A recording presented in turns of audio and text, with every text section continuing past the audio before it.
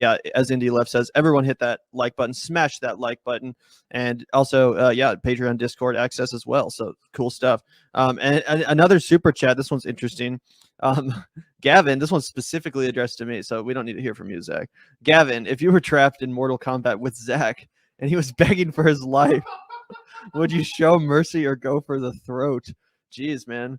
I show mercy. I mean, he's like my best friend. I don't know what you want me to say. I don't know why I would go for his throat, but I guess he wants the Vanguard for himself. Fuck no. You think I could hold down an hour-long conversation with myself every day? No, I need you to banter with. But appreciate the super chat, John. Really an interesting question. I'll have to ponder that one some more. But yeah, thank you. Big love from the chat, John. I appreciate that. From the channel. I like that album. See a few super chats to talk about. Thank you, John, for the $5. If you become a nihilist, Walter, we'll go after. Yeah, say what you want about the tenets of National Socialism, dude. At least it's an ethos. Yeah, obviously that's a reference to The Big Lebowski, one of my favorite movies, one of Zach's favorite movies, and clearly one of John's favorite movies. So yeah, thank you for that comment, John. Always good to have an excuse to quote The Big Lebowski, help the show. And thank you, John, very much for the donation. Biden wanted to cut Social Security, and Bernie's big comeback was, "Are you sure about that? Are you sure?"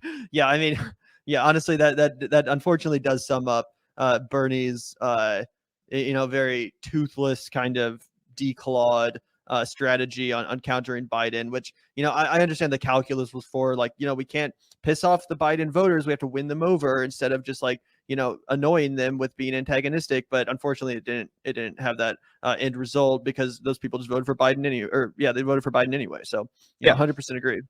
Yeah, and I think, thank you, John, you were referencing what it was that Bernie basically like almost called him a liar for, because he said, "I never wanted to cut Social Security." And if you don't remember, there was a really common ad where he was like, "When I say we need to cut spending, I mean we need to cut spending. I mean Social Security, I mean entitlements, I mean everything. I mean every single last solitary thing in the government." You can find that video somewhere. That's not 100% direct quote, but that's almost a direct quote of what he said. And then he's up there being like, "I never said I would touch entitlements. I never said I would touch Social Security." It's like, dude, yeah, cameras have been around for a long fucking time. Like, everybody knows you said that. Bernie's just too fucking toothless, as you said, Gavin, to do anything about it. But anyway, thank you for that, John Palacios. Your mind is a little bit more of a steel trap than mine. Yeah, and I am recalling that moment now. I remember just being so heartbroken that Bernie Sanders didn't take the golden opportunity to call Joe Biden a fucking liar to his face on national television, which what he was set up to do. Biden was like, "Are you calling me a liar?" And Bernie's like, "Oh, I'm not sure about that." When yes, you are a fucking liar. You were lying to the American public while, campaigning for their votes. It was disgusting. And yeah, it was really unfortunate that Bernie didn't take that opportunity when we most needed him to. So yeah, totally agree. And yeah, thanks for tuning in.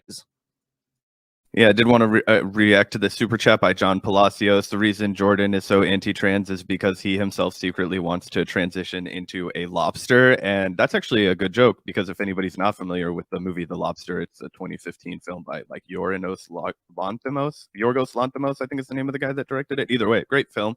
Also enjoyed Killing of the Sacred Deer. Yeah, I don't think they're referencing the film, but I know that there's a lobster thing with Jordan Peterson. What is the lobster reference? Everyone is always referencing lobsters with Jordan Peterson. I don't remember what it is. Oh yeah, apparently he has some argument about how lobsters share a common evolutionary ancestor with human beings or something.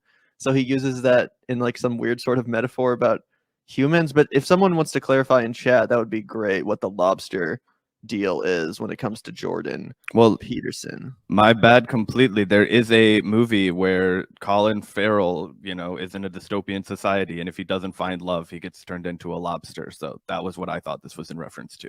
Egg on my face. Here, I found this video of Jordan Peterson talking about the lobster thing, so we can just watch like a minute of it just so we understand this, because I do want to know and I feel like I'm missing out. So yeah, let's take a quick look at this real quick so we can see some of the compelling, arguments from Jordan Peterson himself. Lessons from lobsters. So these creatures engage in dominance disputes, and I think dominance is the right way to think about it, because lobsters aren't very empathic and they're not very social, and so it really is the toughest lobster that wins. And what's so cool about the lobster is that when a lobster wins, he flexes and gets bigger. So he looks bigger because he's a winner. It's like he's advertising that. And the neurochemical system that makes him flex is serotonergic. And you think, well, who cares? What the hell does that mean?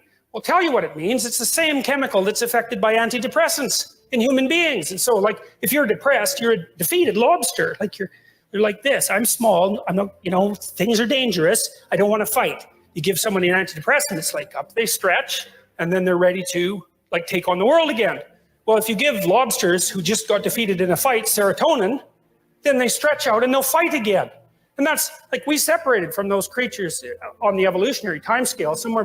All right, the jokes just are they just write themselves when it comes to this. Look at this guy. Look at this man that's speaking to justifying fucking barbarism in capitalism. Guess what? If this was a society where the toughest survived, Jordan Peterson would have been dead a long fucking time ago. If I can kick the shit out of you by myself, you are not going to survive, because I'm not going to make it either, but I'm taking your ass down with me first.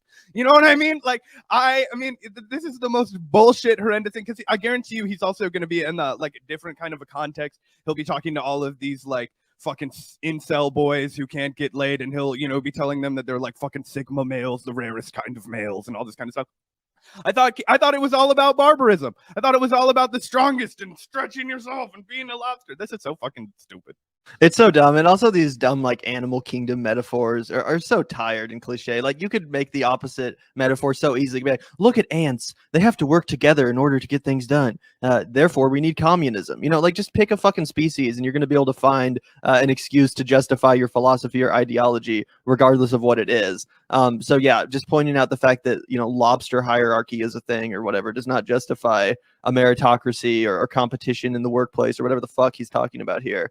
But yeah, totally hilarious and a good example of the kind of shit which Jordan Peterson peddles. Yeah, maybe we should get him on the fucking Vanguard anyway. Think about it, guys. Let's say every politician in America took Jordan Peterson's advice and lectured people about personal responsibility. How insufferable would that be? Also, shout out to John for the $5. Thanks, man. Peterson is so popular because conservatives fall in line way faster than lefties. And when the lobster king commands, you bend to the claw. That's fucking hilarious. Thank you for the super chat, John. And yeah, I think you're right. Also, I think it's partially just because the right wing likes Peterson because he sounds smart. He sounds like an intellectual. Yet he's still basically satisfying. He's basically telling them what they want to hear. So they can be like, look, this smart sounding person is saying what I want to say. So that therefore it must be true. There's not a ton of intellectuals that are on the right. So they kind of gravitate to the ones that are and really hold them up and be like, look at this guy. Look at this guy. I promise, we're not all fucking idiots. Yeah, exactly. Thanks, John.